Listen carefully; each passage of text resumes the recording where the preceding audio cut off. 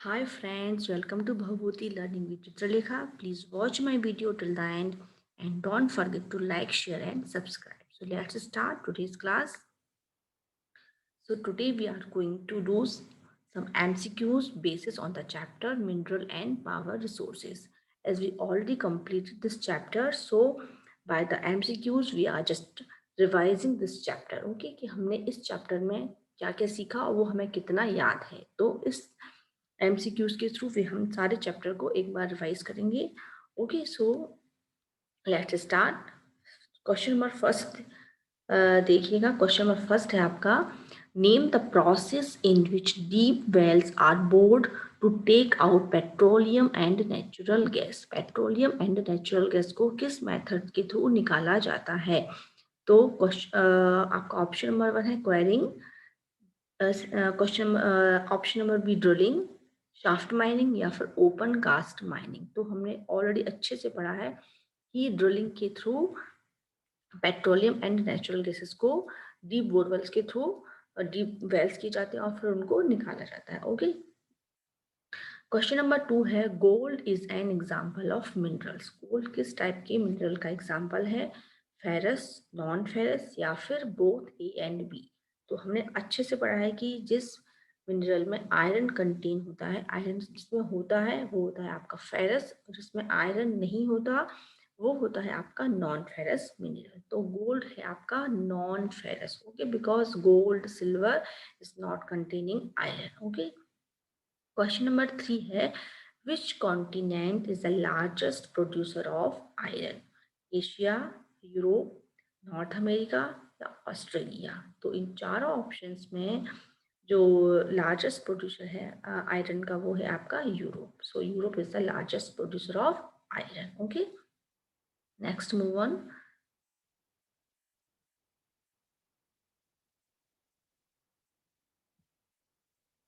Question number 4 है आपका, from which mineral is silicon obtained? Silicon किस मिनरल से ऑब्टेन किया जाता है? कोल, बॉक्साइट, थोरियम या फिर क्वार्ट्ज. तो सिलिकॉन जो है वो हमें मिलता है quartz. Okay, so option number D is the correct answer. Okay, next question number 5 पढ़ेंगे. Petroleum is referred to as a black gold because. Petroleum को ब्लैक गोल्ड क्यों कहा जाता है? Because it is black in colour, because it is yellow in colour, और it is valuable, और it is used in making jewellery. तो हमने बहुत अच्छे से पढ़ा है कि पेट्रोलियम को ब्लैक गोल्ड क्यों कहा जाता है, because we are getting many more things from the petroleum as kerosene, petrol, diesel, wax, petrochemical industries, plastic, so many things we are getting from the black gold. Because जो petrochemical industries है जिसमें plastics वगैरह बनाए जाते हैं वो भी किस पर बेस्ड है? पेट्रोलियम पर बेस्ड है. इसलिए ये क्या है हमारे लिए बहुत ज़्यादा वैल्यूबल है, इसीलिए इसको ब्लैक गोल्ड कहा जाता है. ओके, क्वेश्चन नंबर 6 है, where do we find natural gas resources in India? India में नेचुरल गैस के रिसोर्सेज कहाँ पर हैं? उत्तर प्रदेश, बिहार, मुंबई हाई या फिर जम्मू एंड कश्मीर. तो हमने अच्छे से पढ़ा है कि जो नेचुरल गैस के रिसोर्सेज हैं वो कहाँ पर हैं? मुंबई हाई के अलावा हैं Godavari and Krishna delta. Okay, Tripura.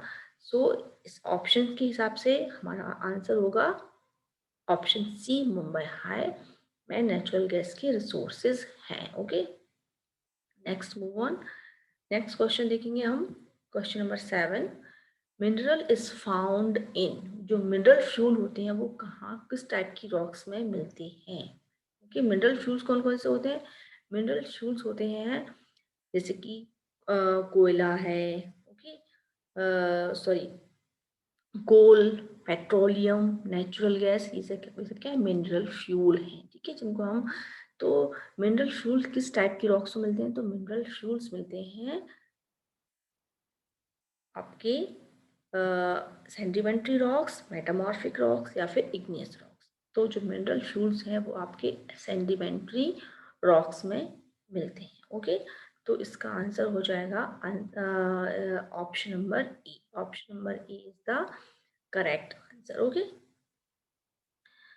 अब है which of the following are non conventional resources. Non conventional resources कौन कौन से हैं? तो हमने अच्छे से पढ़ा है कि कन्वेंशनल रिसोर्सेज कौन कौन से होते हैं। कन्वेंशनल रिसोर्सेज होते हैं फायरवुड्स, फजल फ्यूल्स एंड इसके अलावा हाइडल पावर, ये होते हैं कन्वेंशनल रिसोर्सेज। और इसके अलावा जो भी है जैसे विंड एनर्जी हुई, सोलर एनर्जी हुई, टाइडल एनर्जी हुई, ये सब क्या है? ये सब आपके नॉन कन्वेंशनल रिसोर्सेज होते हैं। तो ऑल ऑफ दीज इसका आंसर हो जाएगा। Okay, so because all of these, okay, option number D is the correct answer. अब नेक्स्ट क्वेश्चन नंबर 9 देखिए। क्वेश्चन नंबर क्या है? क्वेश्चन नंबर 9 है एनर्जी इज ऑब्टेन फ्रॉम अर्थ। अर्थ के थ्रू जो हमें एनर्जी मिलती है उसको क्या कहते हैं? ओके, अर्थ के थ्रू, जैसे अर्थ की एनर्जी तो वो होती है आपकी न्यूक्लियर एनर्जी, या फिर बायोगैस, या फिर क्या बोलते हैं उसको, जियोथर्मल, या फिर थर्मल एनर्जी। ठीक है, तो अर्थ के द्वारा जो हमें एनर्जी मिलती है उसको हम बोलते हैं जियोथर्मल एनर्जी। हमने पढ़ा था कि जियोथर्मल एनर्जी क्या होती है? जब हम अर्थ में डीपर, अर्थ के में गहराई में जाते हैं और डीप डीप में जब जाते हैं तो हमें क्या मिलता है? हॉट वाटर मिलता है। और उस हॉट वाटर की स्टीम या हॉट स्प्रिंग्स को यूज करके हम क्या कराते हैं? इलेक्ट्रिसिटी को जनरेट करा सकते हैं। So energy obtained from the earth is known as geothermal energy. Okay, next move on. Question number 10 देखेंगे। क्वेश्चन नंबर 10 का question number which one of the following is not the way of saving energy at home. इनमें से कौन सा ऐसा वे है जिसके द्वारा हम एनर्जी को सेव नहीं कर सकते, बचा नहीं सकते?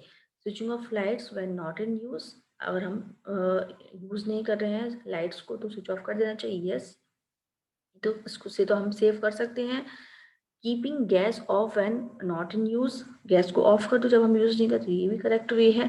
Cooking food in an open pan on low flame, तो लो फ्लेम में अगर हम खाना बनाएंगे तो हम अपनी गैस को सेव कर सकते हैं। उसके बाद switching on lights during day time, दिन में भी हम लाइट्स को ऑन रखें तो ये इससे क्या होगा? इससे हम अपनी एनर्जी को सेव नहीं कर रहे हैं। तो इसका इसके लिए ये आंसर, क्वेश्चन के लिए ये answer D is the correct answer. Switching on the light during day time, इससे हम क्या कर रहे हैं? अपनी जो एनर्जी है उसको सेव नहीं कर रहे हैं। ओके, अब क्वेश्चन नंबर 11। क्वेश्चन नंबर 11 है थर्मल पावर इलेक्ट्रिसिटी इज जो जनरेटेड फ्रॉम। जो थर्मल पावर हो इलेक्ट्रिसिटी होती है वो किसके थ्रू जनरेट की जाती है? कोल, हाइडल पावर, आयरन, या फिर फायरवुड। तो हमने प्रीवियस क्लासेस में पढ़ा था कि जब कोल के थ्रू इलेक्ट्रिसिटी जनरेट की जाती है तो उसको बोलते हैं थर्मल पावर। तो इसका आंसर हो जाएगा option number A is the correct answer. Okay, next question है question number 12। Why has quarrying become a major environment concern. ठीक है, ये जो क्वायरिंग है वो एनवायरमेंट के लिए सही क्यों नहीं है? क्या कारण है कि ये जो क्वायरिंग है उस वो एनवायरमेंट के लिए सही नहीं है? Because of minerals are pollutants, क्योंकि मिनरल पॉल्यूटेंट हैं, या फिर due to dust raise from the quarrying activity. जब ये क्वायरिंग एक्टिविटीज़ होती हैं तो उससे डस्ट प्रोड्यूस होती है बहुत ज़्यादा, इसलिए सही नहीं है। या फिर because it is done by displacing people. जब क्वायरिंग एक्टिविटी होती है तो उस एरिया के लोगों को वहाँ से डिस्प्लेस कर दिया जाता है या फिर हटा दिया जाता है। तो क्या कारण है कि ये एनवायरनमेंट के लिए चिंता का विषय है? तो इसका सही आंसर हो जाएगा due to dust raise from a quarrying activity. Quarrying activities होती हैं तो क्या होता है? उससे बहुत ज़्यादा डस्ट प्रोड्यूस होती है या फिर बहुत ज़्यादा डस्ट निकलती है, इसलिए ये एनवायरनमेंट के लिए मेजर कंसर्न है। Okay, so option number B is the correct answer for this question. Okay, next move on. Question number question number 13 है give an example of shaft. Shaft किसको बोलते हैं? Surface mining, deep bores, offshore drilling, या फिर none of these. तो shaft क्या होती है, शाफ्ट माइनिंग क्या होती है, शाफ्ट माइनिंग होती है जिसमें आपको डीप बोर्स करने पड़ते हैं, ठीक है। सिंपली डग आउट करके आप मिनरल्स को नहीं निकाल सकते, आपको क्या करना पड़ता है, आपको डीप बोर्स करने पड़ते हैं। जैसे कि गोल्ड है, गोल्ड माइनिंग से आप गोल्ड निकालते हैं तो आपको क्या करना पड़ता है, डीप बोर्स बनाने पड़ते हैं या बहुत गहरे गहरे टनल्स बनाने पड़ते हैं, ओके। तो शाफ्ट क्या है, एक डीप बोर्स का एग्जाम्पल है, ओके। शाफ्ट क्या है, एक डीप बोर का example, okay. So option number B is the correct answer. Minerals found in dash are not accessible. ऐसी कौन सी जगह है जहाँ पर मिनरल हैं बट हम उनको एसेस नहीं कर पाते या फिर हम उनको प्राप्त नहीं कर सकते, वहां से हम उनको ले नहीं सकते, तो वो है ग्रीनलैंड, सर्बिया, अंटार्कटिका या फिर जापान। इसका करेक्ट आंसर हो जाएगा अंटार्कटिका, क्योंकि यहाँ हमेशा पोलर रीजन है तो हमेशा यहाँ पे बर्फ रहती है, स्नो रहती है, तो उसके कारण क्या है, हम यहाँ जो मिनरल है उनको एसेस नहीं कर सकते। So Antarctica is a correct answer, okay. The example of ferrous mineral is, ये जो एग्जाम्पल दिए हैं चार, इसमें फेरस मिनरल कौन सा है, फेरस मिनरल मतलब जिसमें आयरन है, manganese, limestone, coal and petroleum. तो हम जानते हैं कि मैग्नीज एंड क्रोमाइट कैसे मिनरल्स हैं, फेरस मिनरल हैं, because it contains iron. So option number A is the correct answer, okay. Manganese is a ferrous mineral, okay. Okay, option number is a correct answer. Let's move on. Question number 16 है, limestone is a dash mineral. Limestone किस type का mineral है, okay. तो limestone किस type का mineral है, क्या ये फेरस है, मेटेलिक है, नॉन मेटेलिक है या फिर नॉन फेरस है। तो लाइम स्टोन किस टाइप का मिनरल, लाइम स्टोन एक नॉन मेटेलिक मिनरल है, ये मेटल नहीं है, okay. So option number C is the correct answer. Limestone is a non-metallic mineral. Okay. Option number C is the correct answer. अब question number 17 है, if a rock contains copper then its colour is. अगर किसी rock में copper contain है या फिर उसमें copper है तो उस रॉक्स का कलर कैसा होगा, ओके। ब्लैक होगा, ब्लू होगा, रेड होगा या फिर पर्पल होगा। तो अगर किसी रॉक्स के अंदर कॉपर कंटेन है तो इसका कलर कैसा होगा इसका कलर होगा blue, okay. So option number B is the correct answer, okay. Option number B, अगर किसी रॉक्स में, रॉक्स कैसा है, कॉपर है तो उसका कलर ब्लू होगा।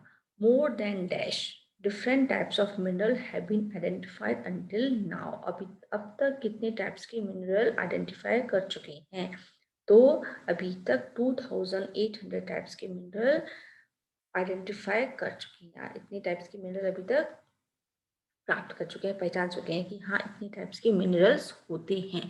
तो इसका आंसर हो जाएगा 2800, ओके।